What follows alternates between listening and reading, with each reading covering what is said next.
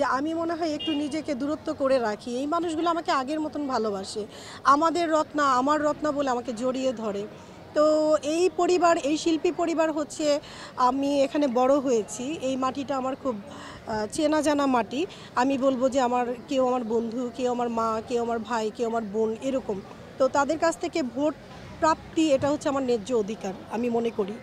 শিল্পী সমিতির নির্বাচনের কাদা ছোড়াছুড়ি এটা তো জনগণ অভ্যস্ত এবং কন্ট্রোভার্সি এমন পর্যায়ে চলে যায় যেটা অনেক সময় জাতীয় নির্বাচনকেও হার মানিয়ে যায়। বর্তমান কি পরিস্থিতি দেখছেন নির্বাচন নিয়ে? আসলে জাতীয় নির্বাচনকে হার মানানোর এটার কারণটা হচ্ছে কি শিল্পীরা যেখানে যাবে সেখানেই আলোচনা হবে। শিল্পী মানেই হচ্ছে একটা পাবলিসিটি, প্রচারণার বিষয়। আগে যে কথাবার্তা হয় নাই বা এই ধরনের কনফ্লিক্ট ছিল না তা কিন্তু না।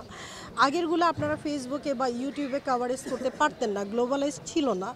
এখন গ্লোবালাইজড বলে আপনারা সেগুলো কাভার করছেন, দেশবাসী দেখছে আর কথা একটু হয় বলেই তো মজা। আপনারাও ভালো লাগছে আপনাদের সেগুলো পাবলিশ করতে, অডিয়েন্সও জানতে পারছে। আমি খারাপভাবে দেখি না।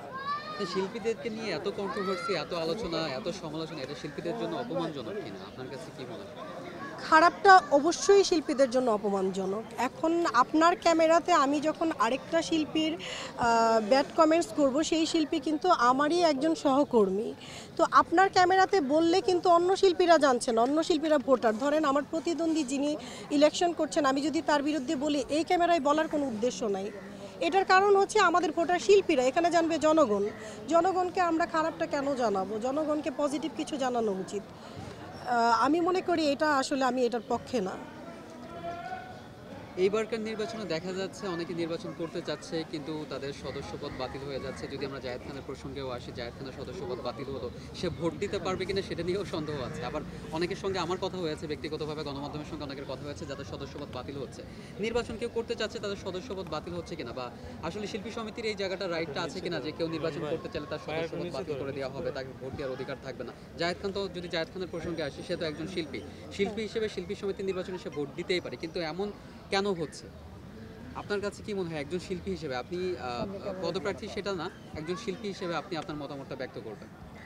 আসলে এটা বিগতকালেও হয়েছে, এবারও হচ্ছে। শিল্পী সমিতির শিল্পীদের হুট করে মানে শিল্পীর সত্তা নাই, আমি এটা বলবো। আমি এটার একদমই পক্ষে না। হঠাৎ করে একটা শিল্পীর মেম্বারশিপ বাতিল হয়ে যায়। যে শিল্পী নিজেকে শিল্পী একবার মনে করে ফেলেছে, কোনো না কোনো বিজ্ঞ সভাপতি সেক্রেটারির আমলেই কিন্তু সে শিল্পী হয়েছিল এই সমিতির। তো এটাকে যারা বয়কট করছেন, কিভাবে করছেন, কেন করছেন, এই রিজনগুলো আসলে এখনও আমি ক্লিয়ার না। আমি সমিতিতে যখন ইলেক্টেড মেম্বার হয়ে যদি ইনশাল্লাহ বসতে পারি, অবশ্যই এই ব্যাপারগুলো খেয়াল রাখবো।